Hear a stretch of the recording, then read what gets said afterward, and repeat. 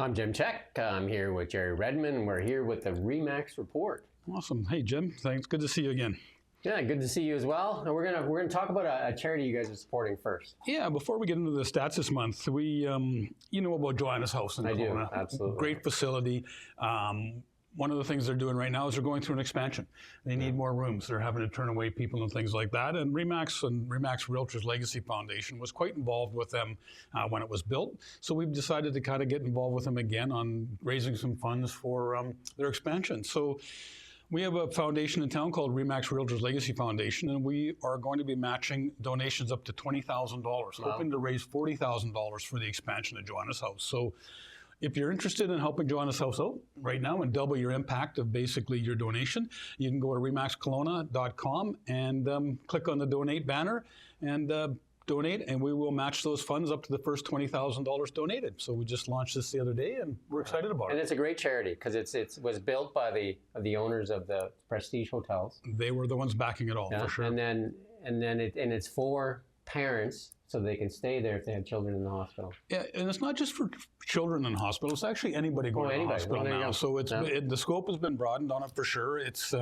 runs a little bit like a Ronald McDonald House, just to keep the parents and the families closer and keep them together when they're dealing from out of town and things like that. So, you know, it's not a facility that's used a lot by Kelowna people, but definitely a lot of our outlying areas. Everybody comes in and uses it. So it's a phenomenal facility. And if you've never been down to see it, take some time and go have a look at it. But right now, we're going to double your donation and hopefully raise $40,000. Yeah, and in a time of when somebody's sick, having to worry about motels and all that kind of stuff definitely helps and keeps people close to the hospital too, right? Yeah, it's just down the street from the hospital on Abbott Street, across from the park there, so you can go out and get some outdoor relaxation and things like that. By the lake and everything. Yeah. Keeps you nice and close to the kids or any family member that's in the hospital. And you know, they'll be launching a big campaign for it this year as well to do the expansion, and we just wanted to be part of it. And very commendable. RE/MAX helping out with Joanna's house. That's great. Yeah, we love to do stuff in the community for sure. So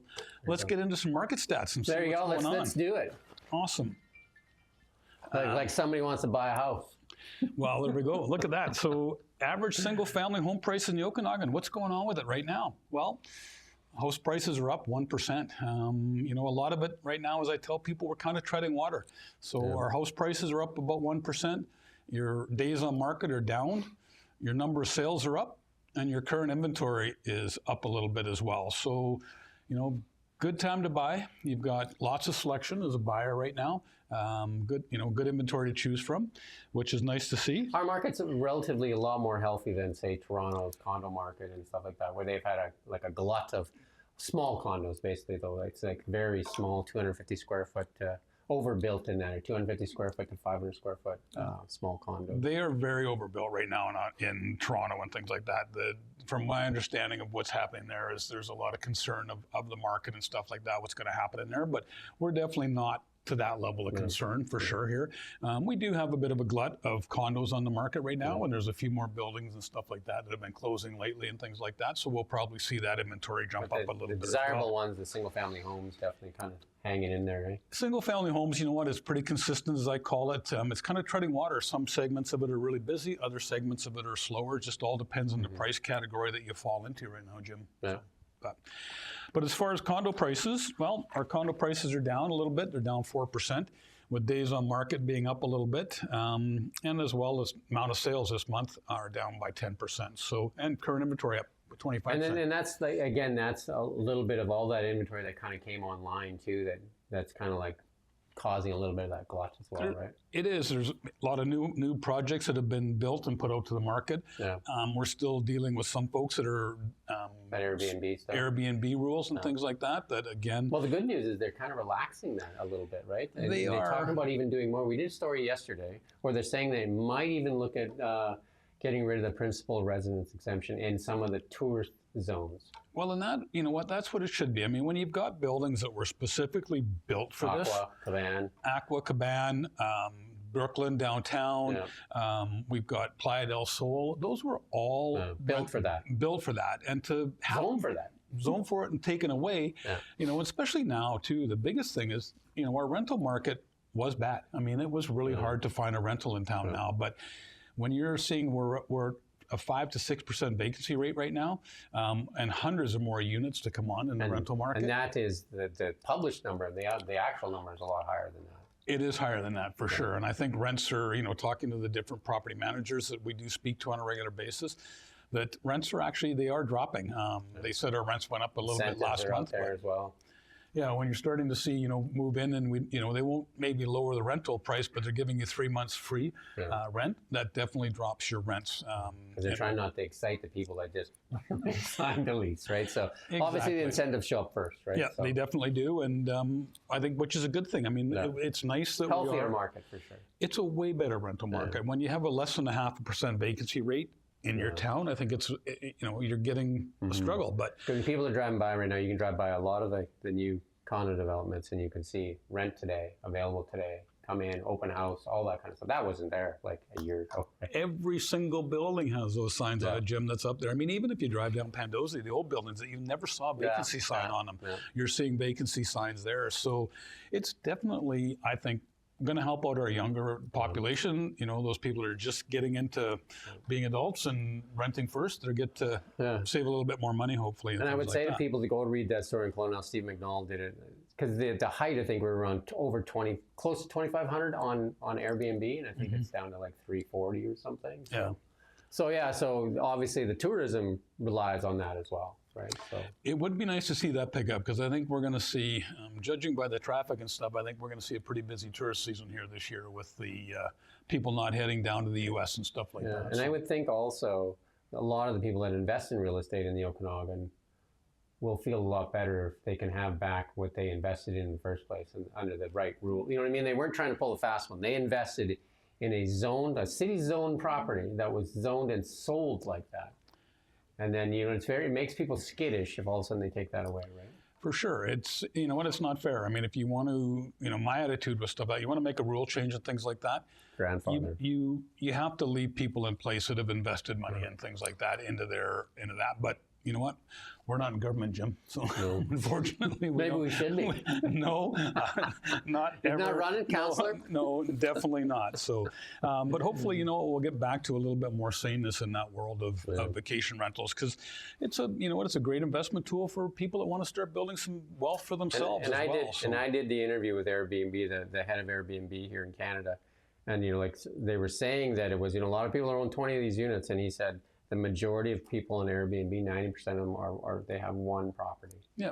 Yeah, no, it's not. We're not talking big corporations that own a bunch of this stuff. This was mom and pop. Their second property, their investment property. Trying to get ahead. They were living in Kelowna, mortgage free, and they're like, hey, it looks like a good development, and then so they gave it a whirl. Yeah, you know what, and you know what, I don't blame them. I mean, short-term rental versus being a full-time, long-term landlord in this province, I wouldn't be a landlord for anything in town. A lot of horror stories for sure. A lot of horror stories for sure.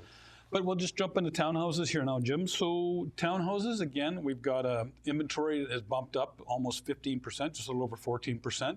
Price is down by 4%. Days on market is down by 6%. So we are seeing some activity, but again, sales are down by 6%. So the condos and townhouse market, they're the ones that are, they're a little bit harder right now. But with that, gives some great opportunity. Yeah, great entry level stuff though too for sure. First time home buyers and stuff like that. So and selection now.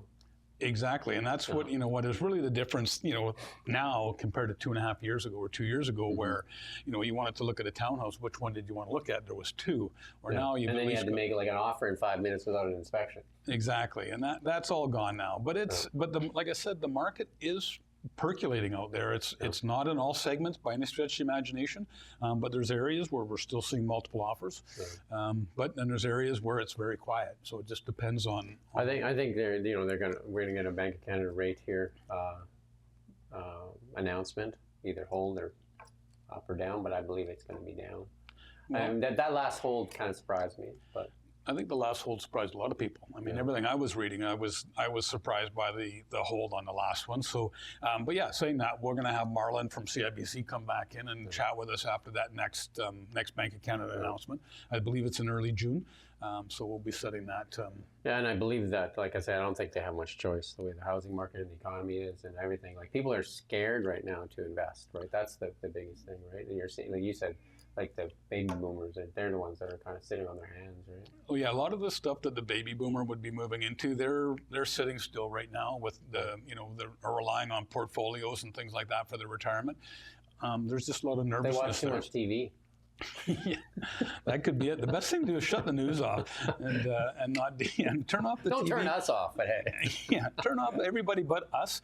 Go outside, enjoy the day, and live life. Because you know what? At the end of the day, it doesn't really change dramatically for the average person, other than costs might be costing you more to live, which it is right now. But day-to-day living and where we live is pretty spectacular. Still, nothing's changed. You'll be able to pick some fruit pretty quick here. Exactly, and by the sounds of it, everything looks like it's going to be a great season for the fruit. Bumper crop. I think like strawberries are pretty close now, right? Like, I think you're going to start to see some strawberries here at the end of the month, right? Really perfect. You know what? It's nice and to go to the farmers cherries market. Always. Like, they if you go on Kelowna now, you can see all the crops as they start to come in, but you'll start to see early cherries and strawberries first, obviously, and then vegetables are starting to come all. Well, the farmers market, you know what? Saturday's farmers market's already pretty good when you go down there on Saturday down to the landmark area where they have the farmers market. We're down there on Saturdays. Pickles and always. Yeah. Excellent. Well, that's kind of it in the market, Jim. Like I said, we're treading water, but there's still activity out there. What's that website address again for the Joanna's thing for the Legacy Fund? Real simple, remaxkelowna.com. There's a donate button banner at the top. Just go in there, log in, and donate. Our foundation is run by the Central Okanagan Foundation, so that's who is doing our donation page for us. And we're in conjunction with the KGH Foundation with Joanna's house to spearhead this. And like I said, our goal is to raise $40,000. And do you get a tax receipt on these as well? If you are over the right amount for a donation, yes. There you go. Yep. So you get a tax receipt as well. Definitely. And you can write that off against your income. Perfect. Thanks. Alrighty. And we do thank you for watching Now Media. Great. Have a great long weekend, everyone. Yeah, long weekend.